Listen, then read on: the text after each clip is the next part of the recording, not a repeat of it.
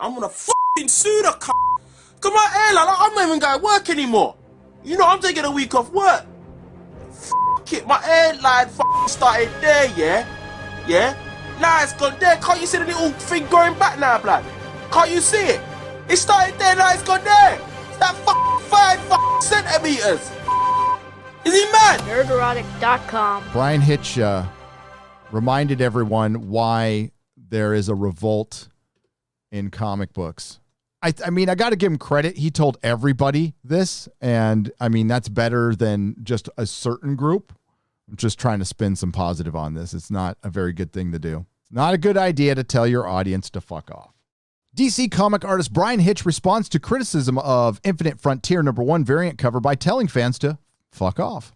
And it's over this this hairline right here, which, you know, yeah, it ain't great, but it's just Twitter giving you shit, dude. See, that's a little better, right? And Hitch is a good artist. He's fucking slow. He was the artist for The Ultimates, which was a great comic series at one time. So Calvin Ellis is the Superman of Earth 23. He did a variant cover. Then he got some responses. Kryptonian barbers ain't shit, apparently. Well, it's very difficult to cut the hair, Kryptonian hair. You have to, I think, what do you have to use? Kryptonite? Like laser razors or something. The art is good, but that hairline, though, shit's pushed back higher than LeBron's. Yeah, he got a little upset. That's his response. Guys, gals who are still working for DC and Marvel, well, I mean, I could give a shit right now. And honestly, I've never heard anything out of Bryan Hitch before this. I don't think he's ever been out there yammering on about politics and stuff. Maybe he just had a bad day. But yeah, this is the kind of stuff that would just piss me off as a comic shop owner. I remember seeing Gail Simone mix it up with fans all the time. And I did have people come in and cancel her title because they couldn't stand her act on Twitter. And this was way back in the early days, 2010, 2011. And they also noticed her books started coming out slower and slower. Infinite Frontier. I don't know. That is not an inspiring cover. I'm looking up at Darkseid's crotch. Oh yeah. What has happened to comic art? Like even Hitch's stuff. I mean, you're pulled in tight on this picture. Okay, so that's almost not fair, but it doesn't look that great. He's done much better work. I mean, it's not bad, you know. It looks all right. But way to take something iconic and just mute it. Like the S as a yellow S on red looks terrible. And the shadow, there's just way too much on. I mean, got to ask yourself, Hitch, what would Bolin do? Yeah, that looks like there's a black hole opening up in his head.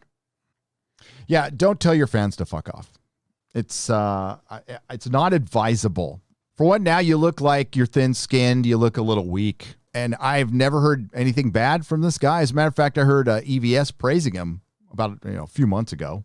So, yeah, it's kind of a surprise. But this is why the comic sales are dying. And listen, you've been hearing spin over the last year, like comic sales are doing great. And as most of you know, they are mixing them in with manga sales and children's books sales now. So, yes, everything is trending up in manga. I don't know how Scholastic is doing now, considering they don't have any students trapped in schools in a lot of states still buying any of these books. So yeah, I don't know. But I know manga is killing it, absolutely killing it. And good.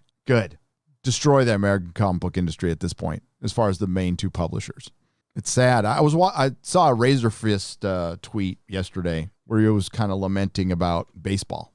He's a big fan of baseball, and baseball's gone woke. And he's like, I got to admit, it's like really tough to separate myself from this lifelong love I've had. And yeah, it was the same, for me with the Chargers when they left. But, for Marvel Comics and DC Comics, I mean, this was a habit I had.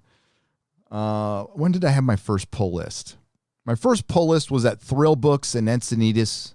It was a comic book shop that was on Highway 101. And a gruff old guy owned it. He was cool as hell. He's the guy who's like, read this, Watchmen. Handed me Watchmen. Read this, Killing Joke. So I'd say my first pull list was in the late 80s.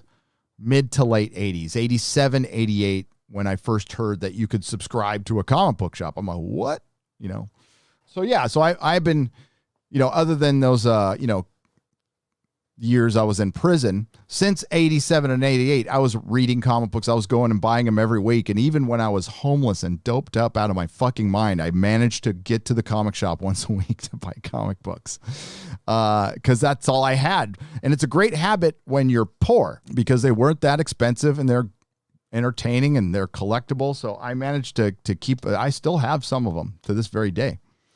So it's like the one thing I kept through all of my adventures. God, how long has it been since then? 30 some years of getting comics every week. And then before that, I was going to just 7-Elevens and the Cornet newsstands. So this was a habit of mine for 40 plus years that I just gave up like in one day based on one tweet from one asshole. I had enough after years and years of seeing all the battling between early Comicsgate days and the creators, the vilifying of Zach to the point where they were getting Facebook groups and wanted to attack the guy. And that stuff is certainly, it's bled into film and everything else. But yeah, I just gave up this lifelong habit like that. And it wasn't hard. I feel bad for Razor Fist, but it wasn't hard. It was really easy, and it shouldn't have been. It should not have been easy to give up my lifelong passion. But it was Tom King. Tom King tried to cancel Jay Lee, woke up one morning, decided to cancel him because he did a cover for an artist that Tom King didn't like. And it just so happens Jay Lee was on his way down here to San Diego from LA to bury his dog that died. And he found out that his livelihood, his career might be in jeopardy.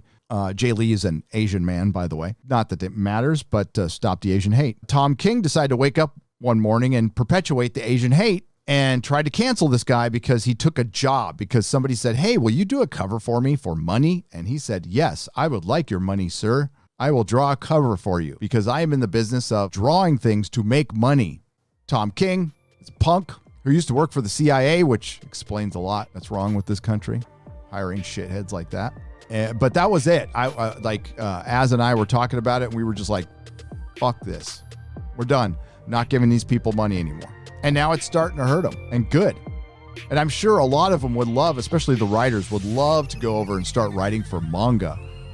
Yeah, not going to fucking happen. And then eventually Tom King got fired from the New Gods. Him and Ava DuVernay or Duvarnish or whatever her name is. And I wasn't sorry to see that. Again, a little small victory.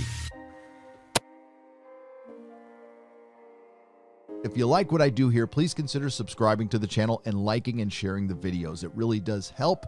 And if you did this with your favorite YouTuber as well, I'm sure they would appreciate it as much as I do.